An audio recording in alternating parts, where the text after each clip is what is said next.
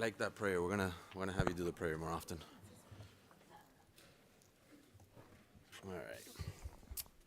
Where are we, Mr. and Madam Attorney? I always have to look up because I need to verify who we have at the attorney desk. All right, should we set the agenda at this time? Yes, Mr. Chair. A motion to set the agenda would be in order. I have a motion by Commissioner Bastian, a second by the Vice Chair. All in favor of setting the agenda signify by saying aye. All opposed, nay. All right, Mr. Attorney, can we move into or the zoning director into his opening statements and swear in the speakers? Good morning, Mr. Chairman and Commissioners. In accordance with the Code of Miami-Dade County, all items to be heard today have been legally advertised in the newspaper, notice has been mailed, and the properties have been posted. Additional copies of the agenda are available here in the chambers. Items will be called up to be heard by agenda number and name of applicant. Please note, board action on any item at today's meeting may be reconsidered, and additional action may be taken on such an item at the same meeting. Applicants and members of the public may wish to govern themselves accordingly. The record and file for the hearing on each application will include documents from the public, agencies, the Department of Regulatory and Economic Resources, and where there's an appeal from the Community Zoning Appeals Board, we also have those transcripts from those hearings. All documents are physically present today, available to all interested parties, and available to the members of the Board of County Commissioners who may examine these items from the record during the hearing. Parties have the right of cross-examination. This statement, along with the fact that all witnesses have been sworn in, shall be included in any transcript of these proceedings. In addition, there is an official translator present in the chambers for those individuals requiring such assistance. Will the clerk please swear in the witnesses? Please stand and raise your right hand. Do you solemnly swear that the testimony you're about to give is the truth, the whole truth, and nothing but the truth, so help you God? Okay. Thank you. You may be seated. All right. Seeing that we have Mr. Diaz de la Portilla and Diaz de la Portilla, or Mr. Arza and Mr. Arza, I don't know which one's which at this point. No, zoning attorney, don't we have, director, don't we have deferral? Is it 3B? Correct. 3B and the companion zoning item, which is 8A4. All right, so Commissioner from District 8, you're recognized for a motion to defer those two items. So you move to defer the two items, right? All right, seconded by our Vice Chair, or seconded by Commissioner Steinberg. All those in favor of the deferral signify by saying aye. Aye. All opposed, nay. Show those items deferred. And Mr. Chair, that is to January 22nd, is my understanding. That is correct, right, Commissioner? That is correct. Thank you all. All right, thank you, Mr. Diaz de la Portilla. I'm sorry, Mr. Arza. We're starting already. All right. Hey, it's the holiday season. All right. No. It's going to be a good day. It's going to be a good day. Babies will live. Babies will live. All right. Let's, Mr. Attorney, let's move into item 8A3. Application 8A3, 1201 Brickell Bay, application number Z 20240000188. We've had no protest and 2 waivers of support for this application. All right, I'm going to go ahead and open up a public hearing at this time. I'll start with the public first. When I call your name, please line up and say your name and address. When you reach the podium, you will have a minute to speak. Please be respectful of others' time and keep it within the minute. Stephen Davis, Melissa Fernandez Stiers, Peter James Campbell, Christine Marie Barney, Tucker Gibbs. You could start coming up to the podium.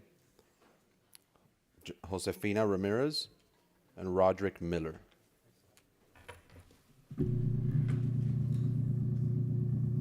Sir. Good morning. Go ahead. Steve Davis. I was first on the list.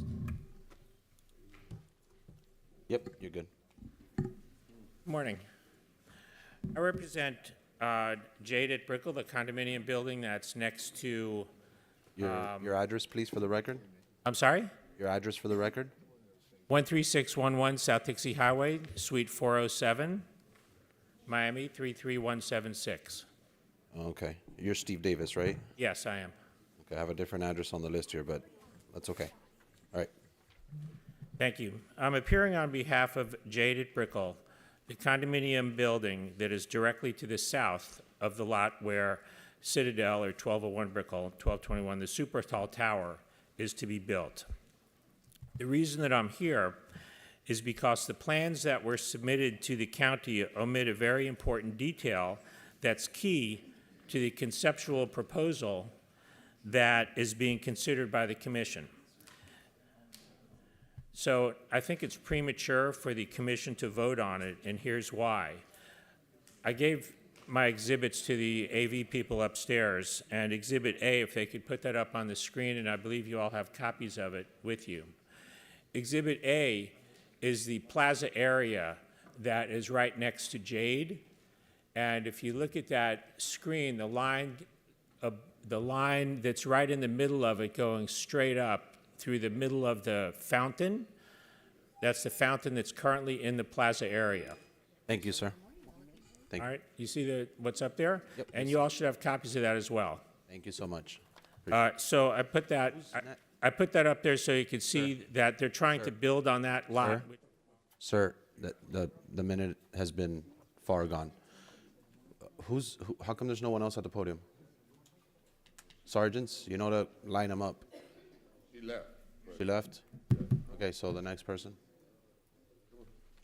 Good morning, Mr. Chairman. What's going on, my man? PJ Campbell, Peter James Campbell, 240 Southwest 15th Road. I'm here on behalf of the Greater Miami Chamber of Commerce in support of the special exemption and general plan approval for Citadel's proposed development at 1201 Brickell Bay Drive.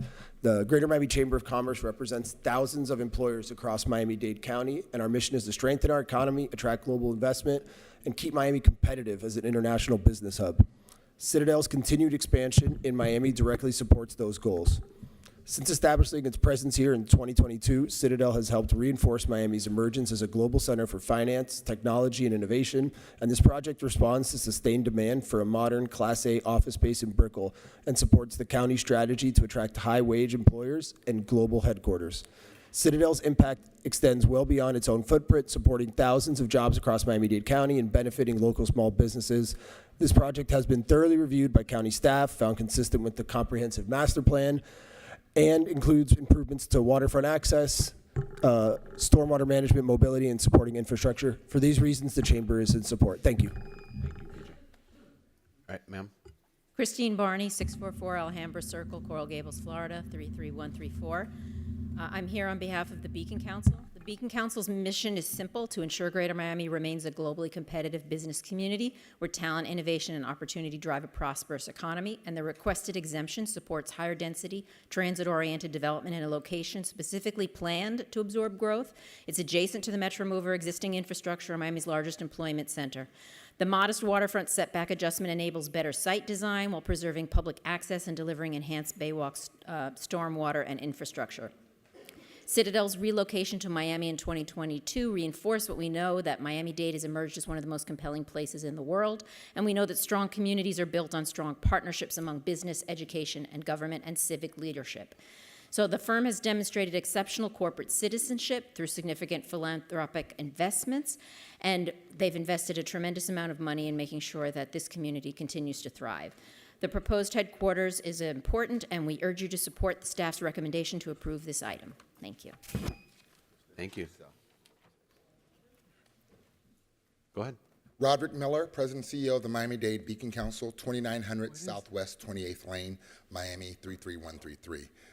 I'm the president of the Beacon Council. We are Miami-Dade's public-private economic development partnership, and we represent more than 140 private sector partners, and we're the county's official economic development organization to attract companies that bring quality jobs and lasting community value.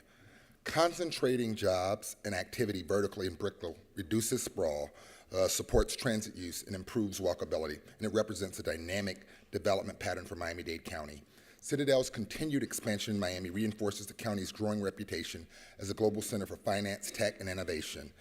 Brand and reputation matter in economic development, and when a global firm like Citadel anchors its headquarters in Miami-Dade, it extends benefits far beyond the company itself to small businesses, professional services, hospitality, and retail. We want that support for small businesses as well. This project delivers tangible public benefits, including infrastructure, mobility, and waterfront improvements. For these reasons, we respectfully ask for your support of the special exemption, which will send a clear message that Miami-Dade County is open to business. Thank you. Thank you. Rod, do you usually wear glasses? Sometimes. Is it? Rod, I told More him, times hey, that's than not. Rod, because the speaker before you spoke for the Beacon Council. I was like, well, why is she speaking for the Beacon Council when the president of the Beacon Council is here? That's our chair. Yeah, and so then he said, but he looks different. I was like, he lost like 17 pounds and he has on the glasses. You know, I think I know where he looks different because it might be his birthday. Is it your birthday? Is it? It was about a week or two. Oh, so okay. Happy birthday. Happy belated birthday. And on that note, actually, happy birthday to my team, Bia. She's behind me. It's her birthday today. And Lorena's birthday tomorrow. So happy birthday to the team that makes it happen. Puts all of these agendas together. So go ahead, sir. My name is Tucker Gibbs with law offices at 3835 Utopia Court in Miami, Florida.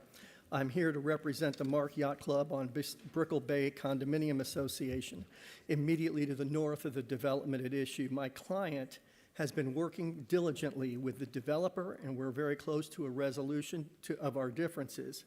And we're going to continue to work together to complete this task. However, our time has run out.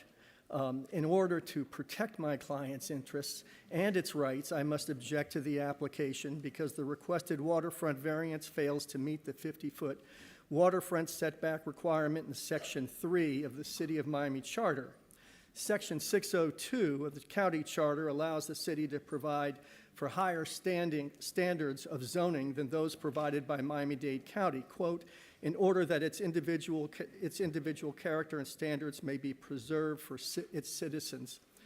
In 1972, after the city charter provision was approved by Miami voters, Mr. Chair, could I have another maybe 10 to 15 seconds? No, Mr. Tucker. No. Okay.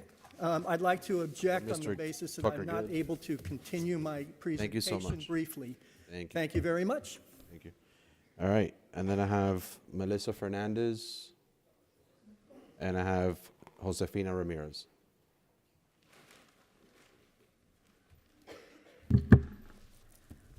Good morning. My name is Josefina Ramirez. I live at 1331 Brickell Bay Drive, immediately adjacent to the south of the proposed development. We share an easement which runs with the land, and your legal eagles can explain to you that you cannot just take away. And up to now, we have not come to an agreement. We're working with them. We have not come to an agreement, and their taking of our easement is not approved by us yet, and we must approve it before you do. So we believe this is premature. We appreciate all the illustrious people that have spoken here from the Beacon Council and for the growth of Miami, but we're just trying to preserve our little bit of heaven with the air that we have from that easement all the way to the bay. It's really a beautiful space. We'd love for you to come by and see it as is. Thank you. Thank you. All right. So that is all of the public speakers that signed up to speak. And now the applicant. So, Mr. Applicant, I am going to, you have, usually I ask how much time you need. 10 minutes. Okay, you have Try to do 4 it minutes. less. Okay. Yeah. We can tee up the presentation. We have it. I'm going to do it a little bit different this time. You have 4 minutes to present. Okay. And then if we have questions, anyone from the dais, of course, can ask you questions. Mr. Chair, I would also, if I may, one procedural thing. I do not mind if Mr. Gibbs has a little additional time to finish his comments. No, I understand, but it's not your decision to mind. Understood? It's my decision to mind, at least for Understood. the foreseeable future, so. All right. Okay. Good morning, Neeson Kasdan, Ben Hedrick, and Dennis Krabell, Ackerman, 98 Southeast 7th Street, on behalf of the applicant. With me here, as well as the applicant team, which is led by Paul Dara, Chief Workplace Officer of Citadel. I won't introduce the rest of the team, but I think, as you know, this is an approximately $2.5 billion investment, which is planned to be the global headquarters of Citadel. Citadel has been the global leader in financial technology industries and is leading this community's emergence as a major world center of finance and technology.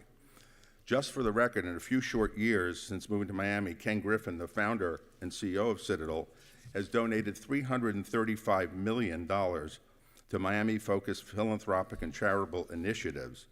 Citadel's leadership and employees have more broadly also quickly become active contributors to Miami's civic and philanthropic communities.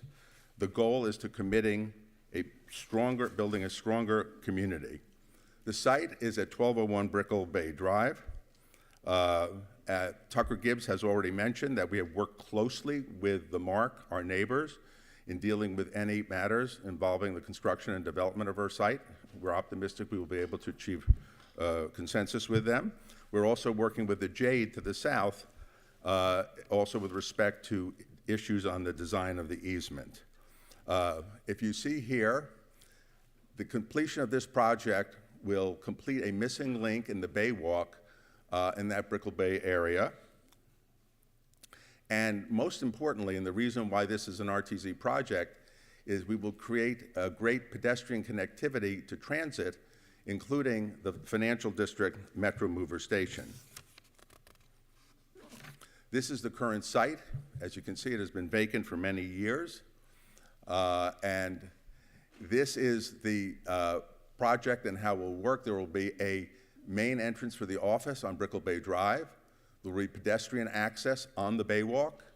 And there will also be an entrance for the hotel, a hotel drop-off on the south side of the property. And this shows you again the Bay Walk.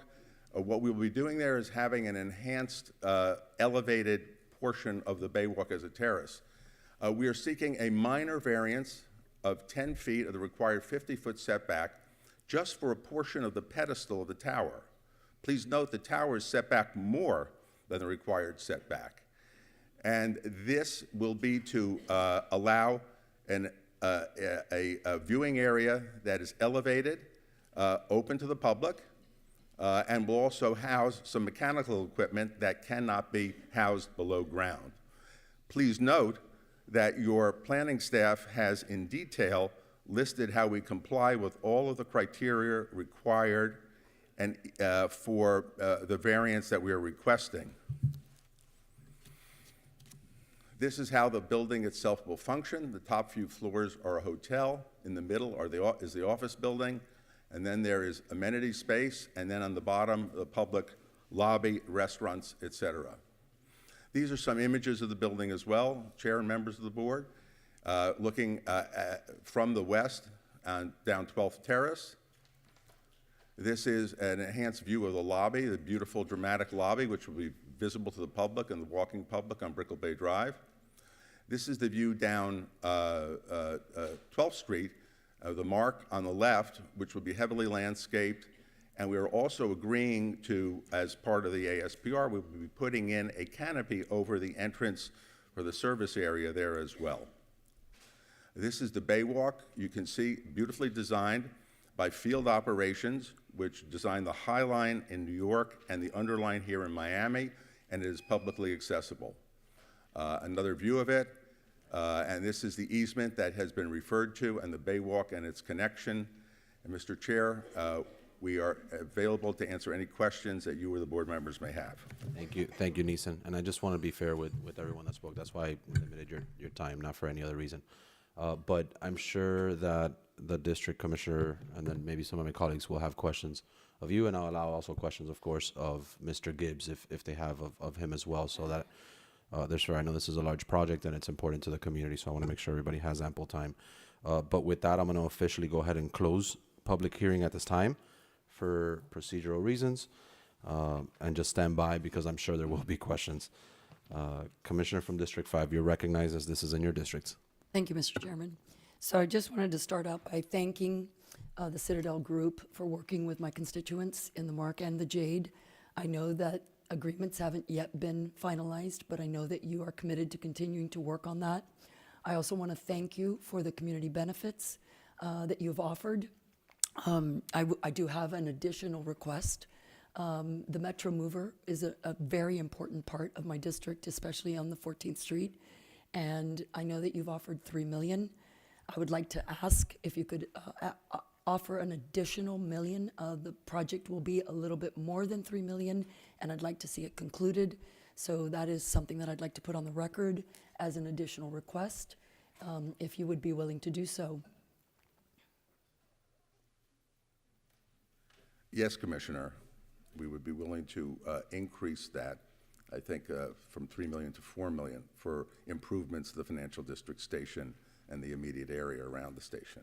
That would be incredibly helpful to the community, especially those, I mean, if you live on Brickell like I do, you know that a lot of people do not have cars anymore, and we've encouraged the least amount of use of cars and the more use of transit, and that Metro Mover station needs a lot of improvements, so greatly appreciate you offering that as well. I also wanted to let my colleagues know that the Brickell Homeowners Association is a very integral part of the Brickell community. They sent us all a letter in support of it. They've been working closely with Citadel. And I just want to add the importance of finally completing the Bay Walk. I walk that community every day, as do many of my constituents that live on Brickell, and I'm always so disturbed by the fact that I have to deviate from my crosswalk, and I know that that has been something that constituents clearly have been calling me about, even before I was a county commissioner and I was their state rep. So that's an important link that needed to be completed, and I'm grateful that you're willing to do that.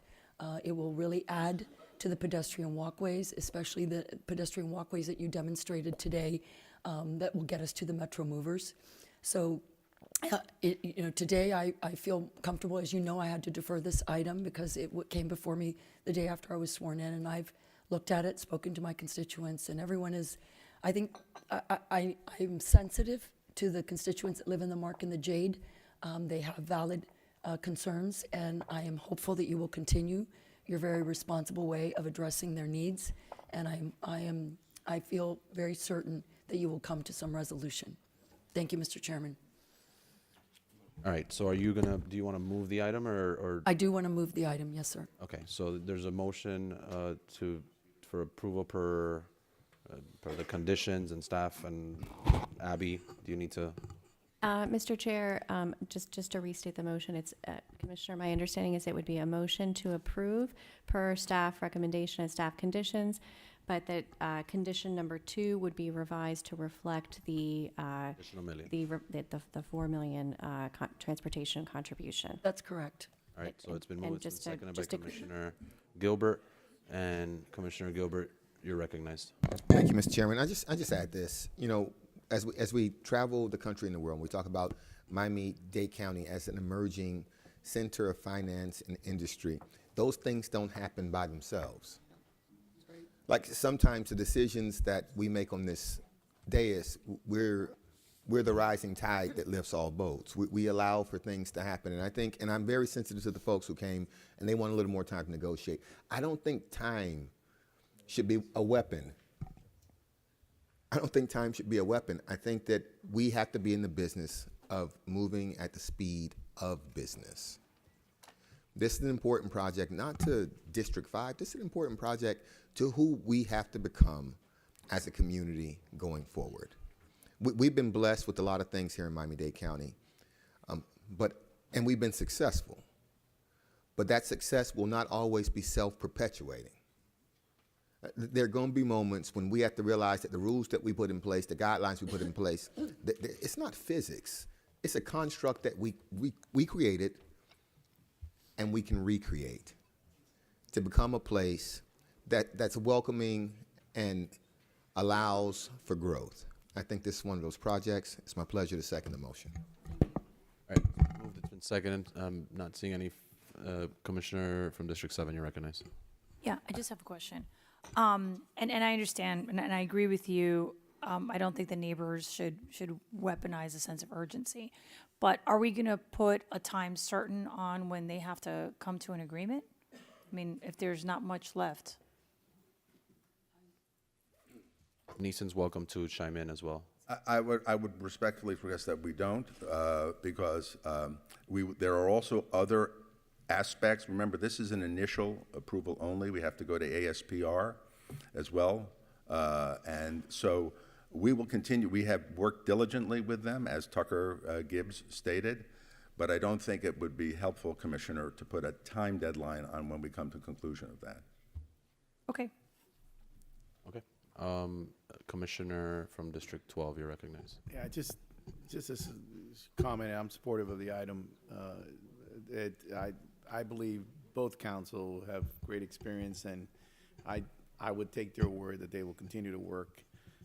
They've always done that, and this is a project, like Commissioner Gilbert said, and Commissioner Lopez said, that it will be very, very critical to all of Miami-Dade County in the long run, which is, but they know what they're doing. I'm sure they'll continue to talk. Thank you, Commissioner. Yeah. And I trust not just Neeson's word, but Mr. Kerbel, who obviously was on the side not long ago. I trust that his reputation and their both combined reputation is equally important. Any further discussion on the item? Seeing none, clerk call the roll. Commissioner Bastian? Yes. Commissioner Bovindez? Yes. Commissioner Cohen-Higgins? 4. Senator Garcia? Commissioner Gilbert? Commissioner Gonzalez? 4. Commissioner Hardeman? Commissioner Lopez? Yes. Commissioner Regalado? 4. Commissioner Steinberg? Vice Chairman McGee? Yes. Chairman Rodriguez? Oh, yes. Motion passes unanimously. Thank you very much, Mr. Chair. Of course, congratulations. All right, Mr. and Mrs. Attorney, can we take up item 8A1 and the director read his necessary statement into the record? Application 8A1, 18440 OGIS, application number Z2023000094. We've had 8 protests and 0 waivers of support for this application. All right, I'm going to go ahead and open up public hearing. I'll start with the public first. When I call your name, state your name and address, and you will have 1 minute to speak on the item. Please be respectful of others' times. You just saw what comments were made earlier. So Amy Werba, Valerie Coulson, Robert Grosswald, Teresa Pruitt, Amala Elena Rodriguez, David St. John, Yanina Jarchinskaya, Cecilia Gavira, Maria Lopez Nunez, Angela Mahecha, and Victor Gavidia. Please line up, your name and address, and you have a minute to speak.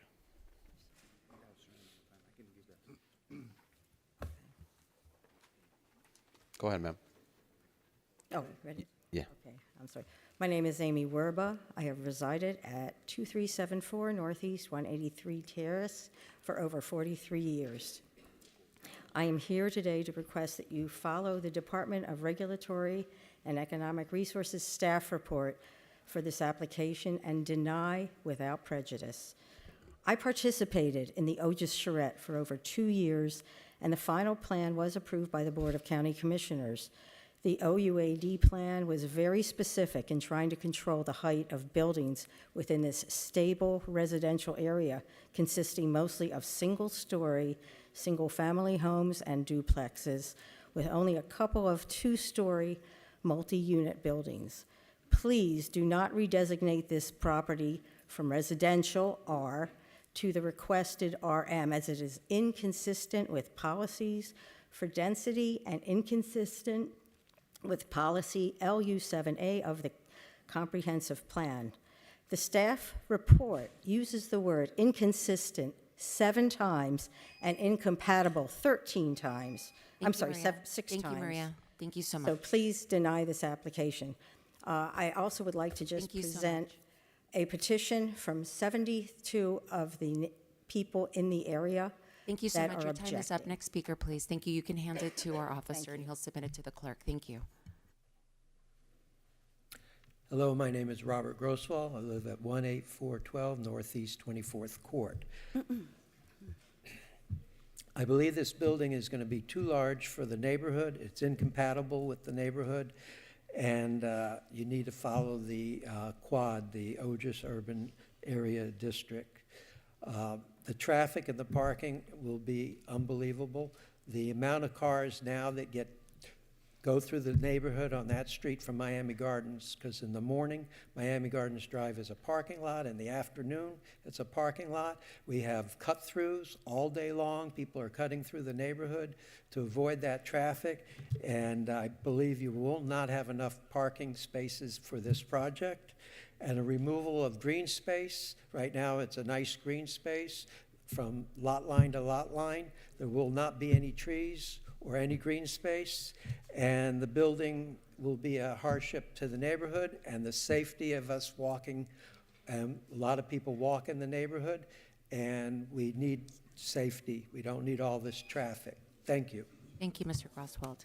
Next speaker. Good morning. Valerie Colton, and I reside in 2377 Northeast 183rd Terrace. I'm here to respectfully but firmly oppose this development as currently planned.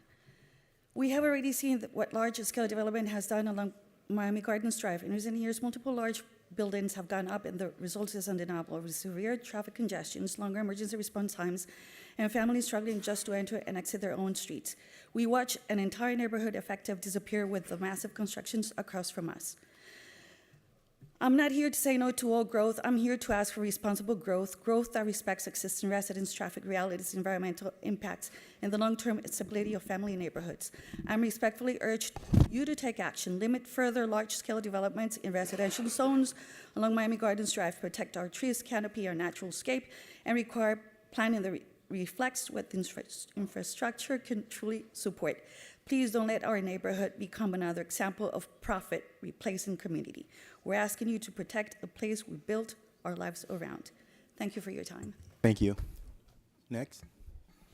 Good morning. My name is Teresa Pruitt. My address is 2390 Northeast 184 Terrace. I live directly to the left of where this building will be built if it is allowed.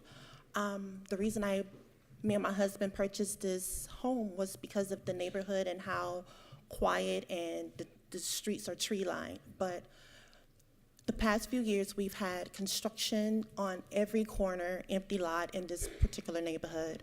The 12-story building is going to be practically on top of the houses across the street, behind, and on the other side of this particular building. So I'm here to actually oppose this building due to like what my neighbors have said, that traffic in the area is a crisis. It's not even heavy traffic anymore. It's a crisis. In the mornings, in the afternoon, it's pretty much impossible just to get across the intersection. So this building will definitely add to that traffic crisis and the dust and the equipment. Thank you. Thank you.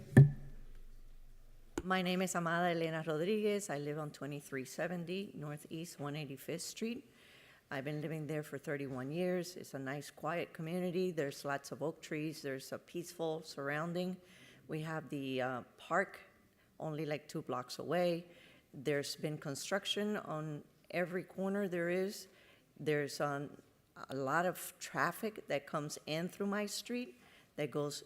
The people come in through Miami Gardens, they go through my street on 185th in order to go pass by and go to the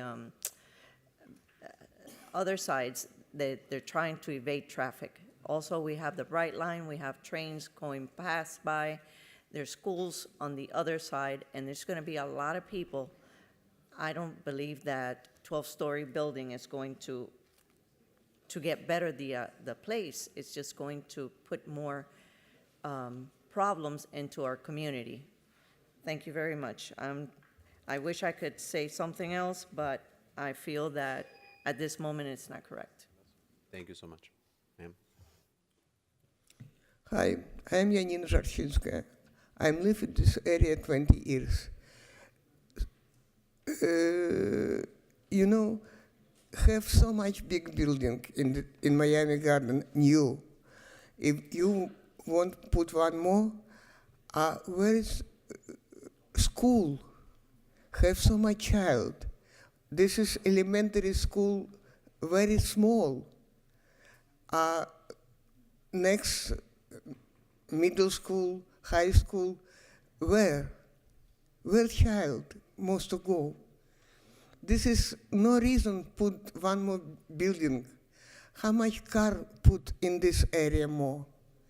Every morning, so big traffic, impossible walk, impossible nothing. This is no good idea. You must to make more school, more for people, not for person who make this is building for live.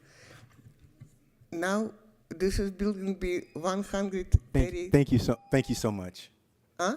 Thank you so much. Okay. Good morning. Good morning. My name is Cecilia Gaviria. I live in 2855 Leonard Drive. I'm disagree with this building because for right now, it's really hard when you go out with your dog, with your grandson. The traffic, we don't have no place to park.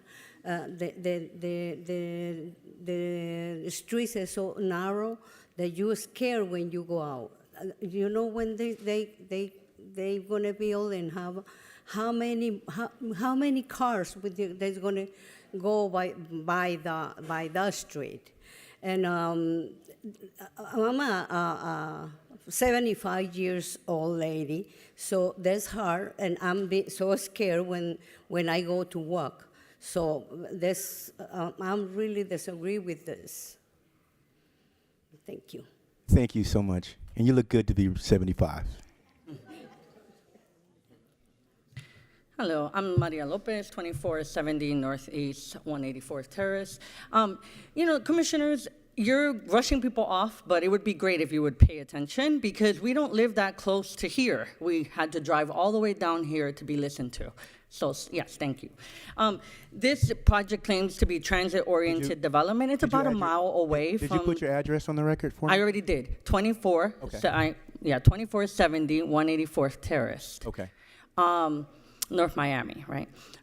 This project claims to be transit-oriented development. It's about a mile away. We know that in Miami, no one is walking a mile in concrete where there's no trees, because once you get to Miami Gardens, it's all concrete. There's plenty of space to put a project like this and keep the zoning on Miami Gardens, on West Dixie Highway. You don't need to come into the neighborhood, which is one of the few authentic neighborhoods. It's still unincorporated. We don't have the proper infrastructure for this, sidewalks, street lights. We just got a sewage line, so it's inappropriate. It's a big middle finger if you look at the way it's zoned, where the yellow area is. If you make that red, it's a big middle finger to the neighborhood. So I would really appreciate it if you deny and follow your staff's recommendation. Thank you.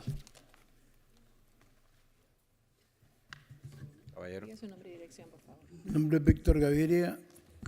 Yo vivo en el 2855 de... My name is Victor Gaviria, and I reside at 2855 Leonard Drive.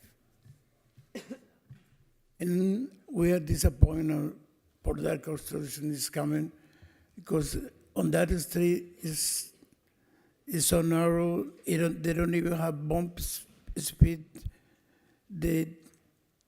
There's too many cars in that area running back and forth.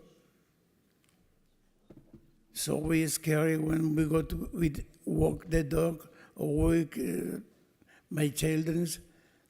So I appreciate you if you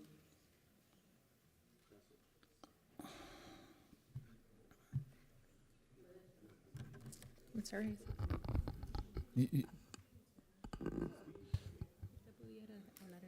Sí. Si prefiere en español, lo puede decir en español y ella lo traduce, o lo puede seguir, lo continúa haciendo en inglés como lo está haciendo. Y en español. Como usted desee, señor. Gracias. Comience. Mi nombre es Víctor Gaviria. y yo quiero poner en estos momentos que no se tenga en cuenta esa construcción ahí porque My name is Victor Gaviria, and I would like to say on record that I am opposed to this construction. there's so many cars in that area. Bueno. Hay muchos carros viniendo en esa calle There are too many cars in that street, a mucha velocidad. No, very high speed. no, they don't have even muchos bumps de velocidad.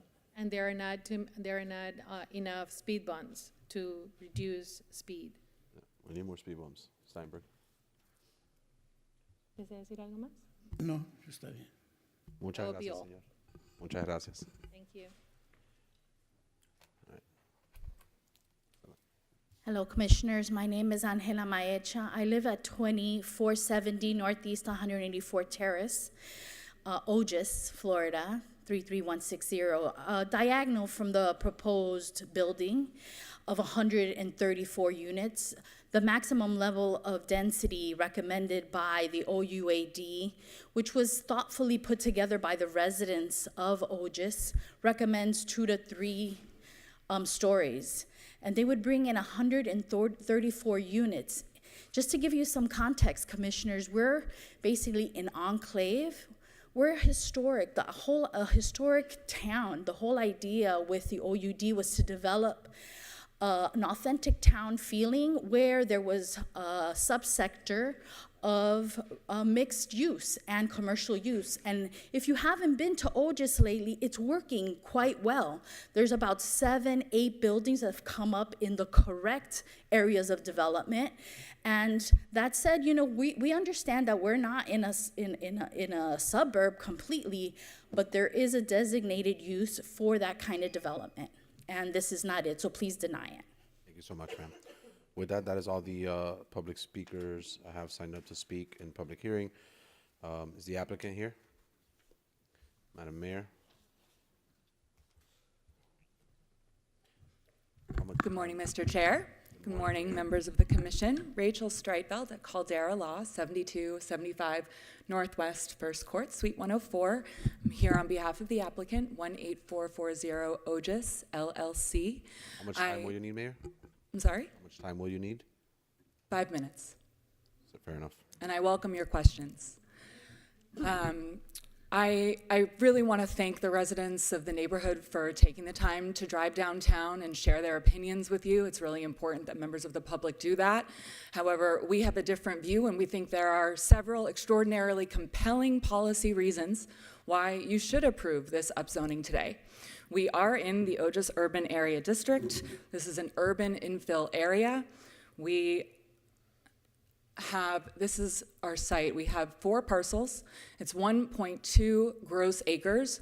We're at 184th Terrace and 24th Avenue. This entire site is still on septic, and it will never get off of septic until it is redeveloped.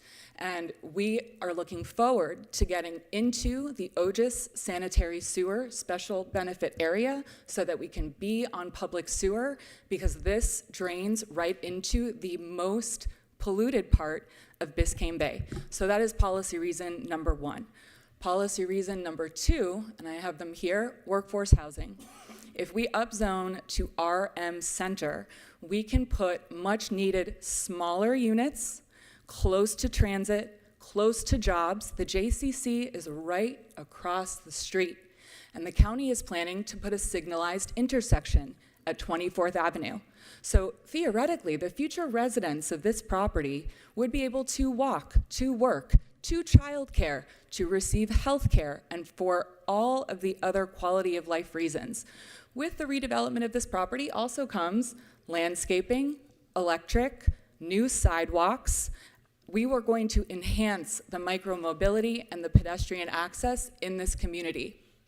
We also are going to have improved stormwater management and flood protection when you redevelop this property. So there are actually 10 policies in your comprehensive plan that demonstrate that this upzoning is consistent with the CDMP. And I've listed them here. Due to limited time, I'm not going to go through every single one of them. I want to quickly show you what our architect, we don't have a site plan accompanying this application, but we wanted to show you what this could look like. And I know there's a lot of comments about height. We did actually discuss with your staff a proposed covenant. And we are willing, we don't have one here today, if you're willing to consider the upzoning, we're going to propose to discuss an 8-story covenant and come back. So I want to just get that on the table, that we're proposing to limit the height to 8 stories. And we can design this building so that the ground floor is very pedestrian friendly and consistent with that single-story, single-family residential character with the neighborhood. And I just want to show you the maps really quickly. So if you look, let me just go back. So if you look at the main corridors, Miami Gardens Drive and Dixie, you've got that bright red. But then that second layer of housing is mostly orange, and we're proposing to go to orange. We're not proposing to go to red. Same thing on the density. And we think that the RM zoning is actually transitional. To our north, we do have a commercial building right on Miami Gardens Drive. And to our south, we have this single-family neighborhood. So we believe that multifamily is actually an appropriate transition between the commercial use and the lower density residential to our south. So we do think that we're consistent, and I'm just gonna go ahead and highlight the connectivity. All of the maps here, we're right by the Flagler Trail, bus routes, jobs, retail, restaurants, community facilities, and the Bright Line. And with that, I will conclude, and if I have 1 minute left, I'd like to reserve some time for questions. Thank you. You're good? Yes, Mr. Chair, I'm great, thanks. All right, sounds good. With that, I'm going to officially close public hearing. Of course, stand by. You may take a seat, but you may get some questions. And Commissioner from District 4, seeing that this is in your district, you're recognized for questions, discussion, and or motion. Thank you so much. First of all, I do want to thank the residents for coming out. I know that it's not nearby, so I appreciate you taking the time to voice your concerns and opposition to this. As you can see, staff has made the recommendation for denial, which I'm inclined to support their staff's recommendation due to the reasons listed in the packet. But I would like to hear from staff some of their thoughts and see where they're at. So, Commissioner, as was shown in the aerial photo, this property is not on Miami Gardens Drive. It's located one lot back. The project in front of it on Miami Gardens Drive is a recently built 4-story office building. So we would have 4 stories and then something that could go up to 12 stories behind it. That is in a stable residential neighborhood. That neighborhood is a lot of single family in that neighborhood. As you go further to the east, there are some duplexes and triplexes and probably some fourplexes. You get closer to US 1 and sort of an industrial area. So it's a significant increase from 18 units an acre to 90 units per acre, from 2 stories to 12 stories. It would change the entire character of that neighborhood. It would impact the things that the residents mentioned, such as walkability in the neighborhood. It would change the whole area. This area was not planned as part of the Otis charrette to have that type of development. So this would be a big change. Okay, thank you. First of all, I want to commend Mayor Streitfeld, because she does put forward a very beautiful presentation, very compelling, and she does a great job. She's a wonderful advocate for her client. But I will say, given the staff recommendation, given the overwhelming opposition from the community, I will be making the motion to deny without prejudice, and I welcome you guys to come back and revisit this, maybe meet with the neighborhood, and come back with something that maybe is more palatable for everybody, because I think there is opportunity, so thank you. Second her motion. It's been moved, it's been seconded. Commissioner Regalado, Gonzalez, Gilbert.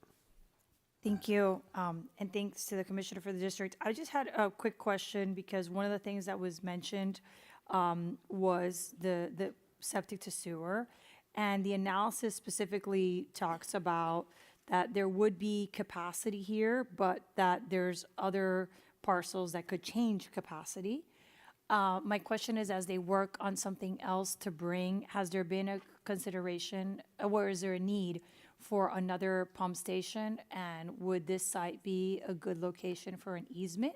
I say it because as you work on another application, one of the community benefits in areas that have septic to sewer that we try to offer to the neighbors is connectivity.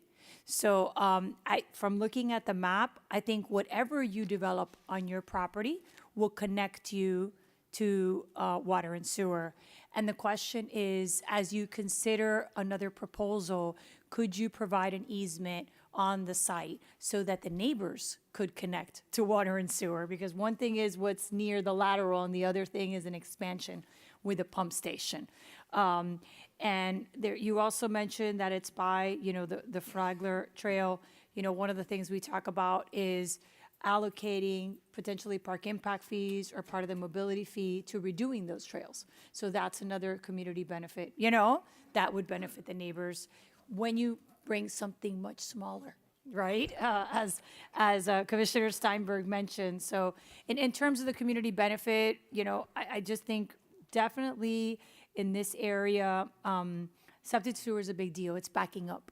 So I would consider, I've done it in my district. I know the commissioner has made it a priority, and so has Commissioner Bastien, to request easements, because a lot of time what slows us down in the expansion of water sewer infrastructure is the location of these pump stations. So if you would, I would recommend meeting with water and sewer and seeing if this could be a potential site. Thank you. Commissioner Gonzalez. Thank you, Mr. Chair. And, I want to thank all the residents that came out to speak today. I really appreciate you guys making it all the way out here, and I really appreciate you coming down to have your voices heard. I like the intent of the project. However, I do want to thank the commissioner of the district for her comments, because I see certain things with the project where I kind of see issues that I would have in my own district because of the surrounding areas. My district has a lot of homes. And so when I look at the project, the thing that I take the most issue with is the density and the intensity of that density because of the surrounding areas. I see that on page 3, staff acknowledges that the development will result in additional traffic on the surrounding roadways. To staff, can you elaborate on that? How will traffic be affected? Because I did hear some of the neighbors mention that as well. And I've had certain theories on this traffic issue as well. Can you elaborate on how this would affect traffic? On page 3 of staff report, that trip generation, so basically the trip generation is done based on what's allowed now, which is 2 stories, 18 units per acre, which would be more of a single-family townhome type of development, and then versus what could be built if this was the multifamily apartment building that they're proposing. So that would be the change, the 53 trips. But it's within the traffic concurrency exception area, basically, so roadway capacity to promote infill development. And basically, that's a very large area. Although it's in that specific area, you still have to look at the compatibility with the neighborhood. And in this specific case, in this neighborhood, it's not just about the traffic, because as those cars from the multifamily building are exiting and entering that neighborhood, these streets were designed for single-family development. There's no sidewalks. So there'd be a lot more cars in that neighborhood, and there's, quite a bit of pedestrian movement already, as we heard from the neighbors in that area, so it could impact that also. And so that's exactly the issue that I have in certain areas in my district. And so I kind of identify with this project, and I understand where the commissioner is coming from, and I appreciate her bravery, because, you can't, you need the infrastructure. If you want more density, you need the infrastructure and you need the buy-in from the community. So that's kind of where I'm at. Thank you. Commissioner Gilbert. Thank you, Mr. Chairman. Thank you to the residents who came down. I feel the need to be consistent on this out loud, because my vote always reflects my consistency, but sometimes I don't say the things that I'm thinking, and I don't give the reason why I'm voting. And so we get applications all the time, down south primarily, because that's where land is. And we hear the argument all the time that it's inconsistent with the area. And I routinely rejected that item. I rejected that argument. I just reject the argument. Because The zoning that's consistent with the area has made our housing market unaffordable. Like, when we make these, and I confess, I think the chairman knows this, I don't necessarily like coming to zoning meetings, CDMP. I really don't like coming. Because what we're going to do is we're going to be overly deferential to the commissioners of the district, 90% of the time. That's what's going to happen. They know the residents. Those residents elect them. It's cool. I get it. That's the thing that we're doing. When we make these decisions, we're making decisions on affordability over the next 20 years. And so the prior commission made decisions on affordability by not allowing density. No matter what anyone else tells you, the cure to affordability is just supply and demand. And so right now, we see most of the developments down south. And so we'll reject this item. We'll reject it. Okay. What we're conceding is in Lopez, Regalado, and Hardeman, and Bastien's district, primarily, those are the places where we're going to build up. That's what we're going to do. We're going to densify those areas. Yeah, we're not going to densify anything else. That creates an imbalance. That creates an imbalance, and it will create an imbalance for the affordability. It'll create an imbalance in affordability in distinct areas. There is a danger to that. You know, I hear what staff is saying, but that analysis to me is flawed because inconsistent with the area, Miami-Dade County was primarily developed poorly as single-family homes everywhere. Every new thing that's dense is basically inconsistent with the area except for it's in those areas. Look, I addressed this conversation, just so we're clear, I addressed this conversation when I was the mayor of Miami Gardens when they didn't want density. I received the criticism from my residents that they were going to unelect me. They were going to have to. Because I saw the affordability crisis coming back in 2012. So I said, no, we need more units. We need units with young people, young professionals who aren't ready to buy. They can rent. We need a diversity of housing stock, and we need density in the city. That's what I said to them. I maintain that. I know it's not comfortable because we all want the Miami-Dade County that we grew up in, and more importantly, that we purchased our houses in. But the truth is that when we make these decisions, we're making these decisions about whether people are going to be able to afford to live here in the future. And not enough daises before us actually said, yeah, I know you don't like it, but I'm going to take this chance, and there has to be density here, and finding ways to actually merge the density with the community. And so this, I can read the tea leaves. This item will obviously fail. Okay, it'll fail. But I just wanted to be on the record that when we make these decisions, and I know Regalado's going to put her hand up because she has something to say literally about everything. That's literally about everything. Go last. That's why. So, but Mr. Chairman, and maybe since we don't have a heavy agenda, I'm here for it today. We can have that debate today. I'm here for that today. Here through Christmas. Because we want omelets without eggs. We don't want to break no eggs, but we want omelets. You want the nice omelets, either a French omelet or Italian omelet. You don't want to break no eggs, though. You want to tell people you got it. It's not the babies. Everybody wants to go to heaven, but nobody wants to die.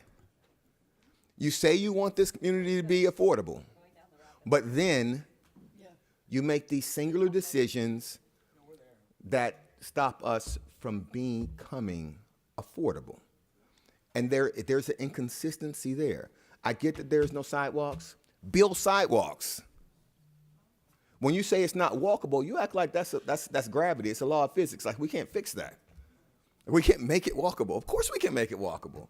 That needs to be a part of the project. They say they're at 12, they'll go to 8. Okay, figure it out. But what us saying that we're going to be consistent with that neighborhood means we're going to do things that are there right now. The things that are there right now don't help our ultimate problem as a growing and developing community.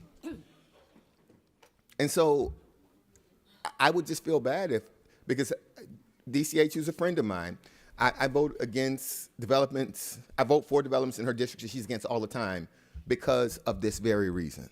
And I cannot be inconsistent in that. And so if they could find a way to make this developable and consistent or at least fit in with that area, I would be supportive of that.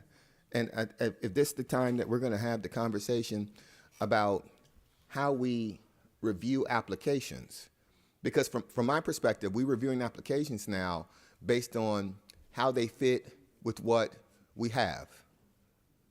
When in truth, we've all acknowledged that what we have is flawed, comprehensively, not individually.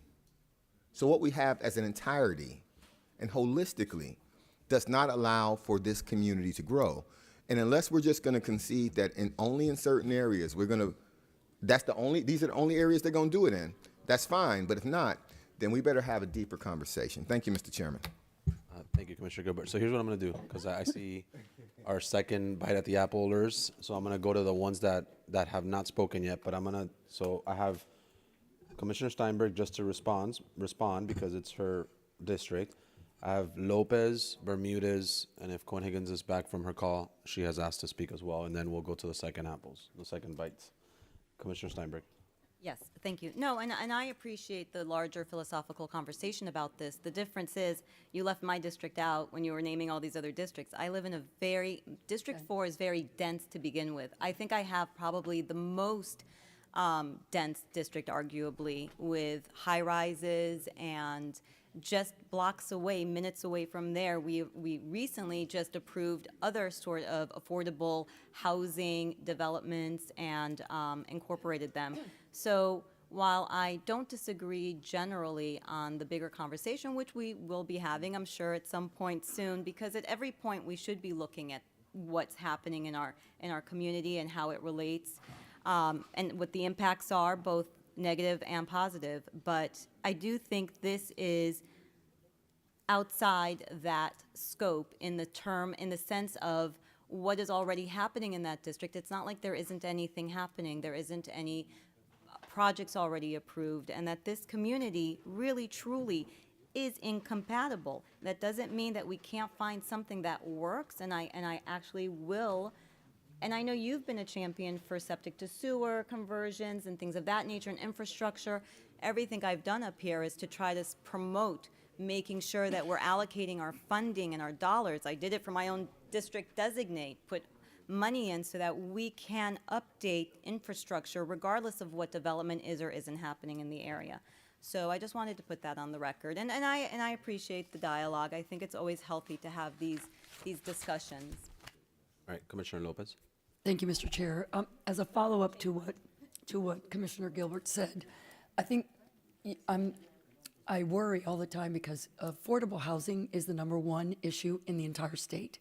But predominantly here, we have 84,000 units in deficit in what we would know as workforce housing. It's growing. It was 65,000 last year. We can't get ahead of it. And I'm telling you this because the state is watching. This is why they preempt us. This is exactly what they do. They look down here and they say, these people don't want to build housing, and yet they know they have the most egregious deficit in the entire state. So I just want to put on the record, if we don't start building housing across the board for everyone, this is going to catch the attention of the state that's going to continue to preempt us. And we're not going to be able to help our constituents work with development. That's what we want up here. We want a sort of responsible development that meets the needs of the community. But I am telling you, I am already hearing from state legislators that say, watch what we do this session, which could be even worse than what we've done in prior sessions.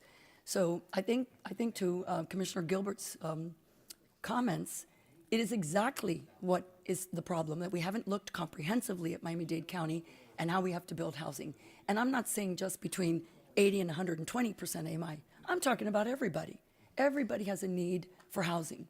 And there are different AMIs in which we have not addressed. And let's face it, we've got a deficit across the board. And so I think we may need to look comprehensively, as Commissioner Steinberg just said, at a plan that would really put on the map housing across the board. Commissioner Bermudez.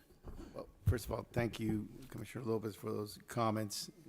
And having been in Tallahassee, like some of you have, right on point. So Two things, and I also appreciate Commissioner Gilbert's comments in the sense that, which is why we all sit here sometimes and talk about our own districts, but it is a countywide. We were also elected to represent everybody across the county. Having said that, I think that Commissioner Steinberg was very clear that it was, her motion is without prejudice, with giving him an opportunity to sit down and talk and come back. So I don't see any, there's just not, it is compatible to me. But I just want to touch upon one thing because about affordable housing. I mentioned it in Tuesday's meeting when we had Lourdes up here.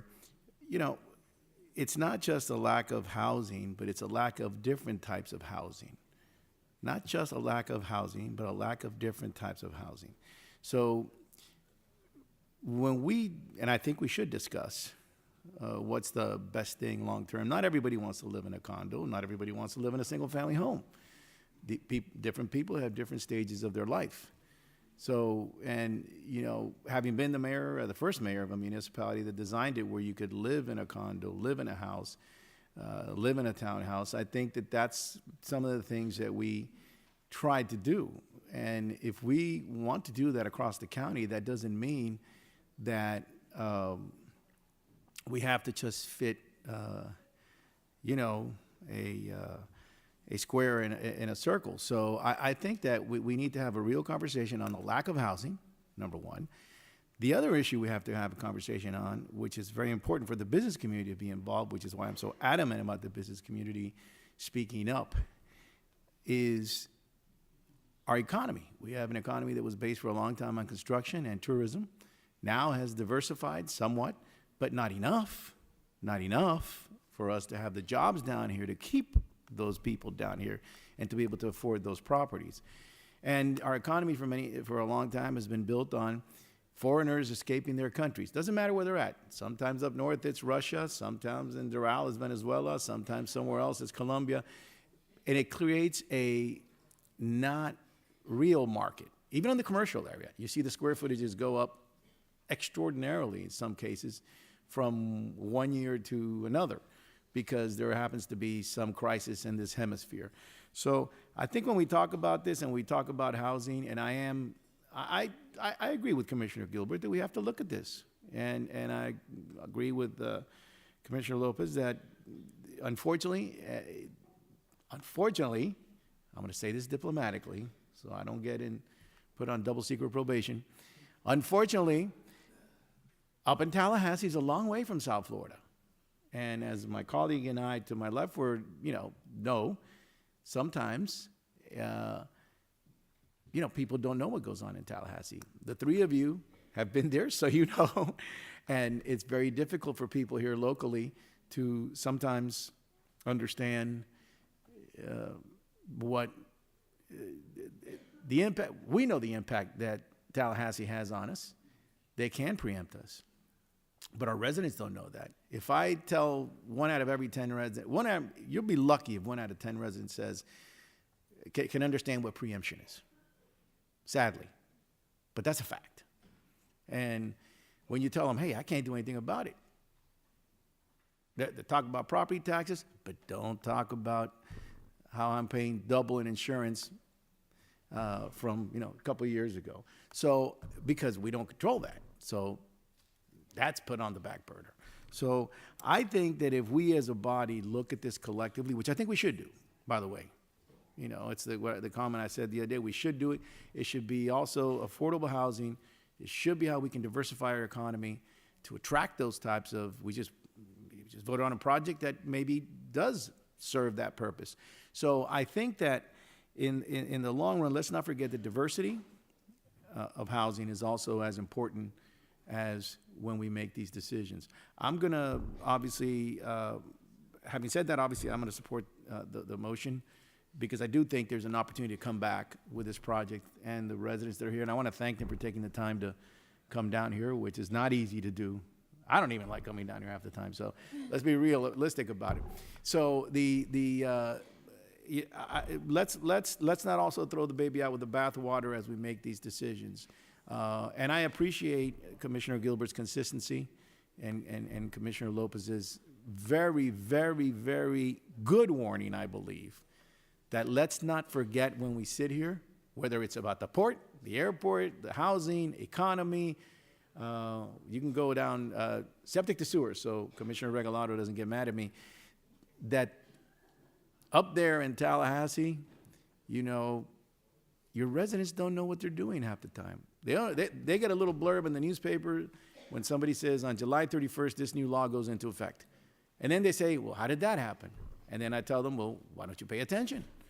Because you pay attention to us. So anyways, that's my 2 cents worth. I hope we do dedicate, like we should do with other topics, time to really consider this. And we include the business community. Because the one thing, and this time, this might get me in trouble also with the business community, they got to let us know what they really think, not what we want to hear. And that's the only way things are going to change.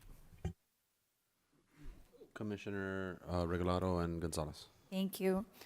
And I want to thank Commissioner Gilbert for mentioning that some of us do bear the burden of this housing. I know you're in it too. And look, just to clarify a point, we do have comprehensive planning to deal with housing. It's called the RTZ, right? We did that work.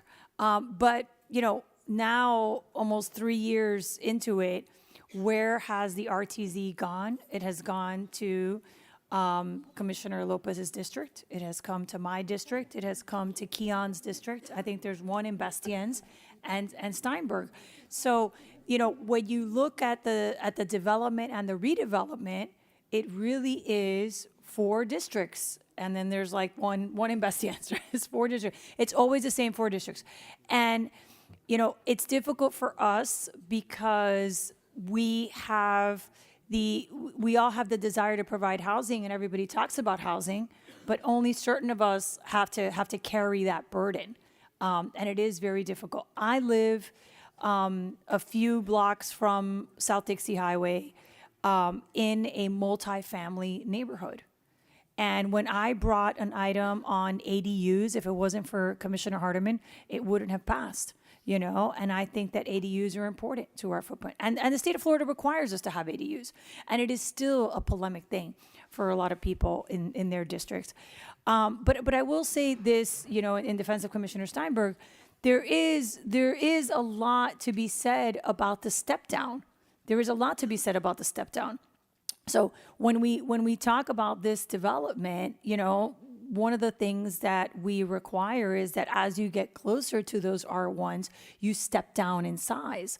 And as I live in an R1 next to a duplex, so I am living proof of that. 2 blocks from a building, so you know, for the neighbors, understand that, you know, there has to be a conversation about density. You're not going to stay where you were, you know, 10 years ago, 5 years ago. It's just impossible. We all understand that. The question is, what level of density are you comfortable with that doesn't dramatically change, you know, the look and feel of your neighborhood? And that's why I spoke to like the community benefits, right? Should a main thoroughfare only have a 4-story building? Probably not, right? Probably not. I will tell you that in my district, main thoroughfares have much higher buildings, and then you step down from that as you get closer. And even in my district, and now I know in Commissioner Hardiman's district, and in Vicky Lopez's, even the duplexes are now 3 stories and even 4 stories. By the time they put the deck on the top, I mean, it's a 4-story duplex with 5 bedrooms and 4 baths, and that's a duplex in our neighborhood. So it's very challenging, and I know that it's frustrating. So to the applicant, that's why I brought up really rethinking these community benefits and focusing on the infrastructure piece. I think that helps with the change. And I'm glad that, you know, Commissioner Gilbert finally said build sidewalks, because I remember when he gave us a speech about how when they built a sidewalk at his mother's house and how he didn't like it. So he's still mad about that.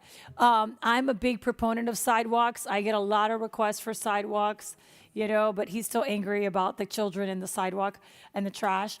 I will tell you, I live in the rapid transit zone, and one of my biggest issues, is not the density, it's the trash. It's the trash. It's people who throw trash around.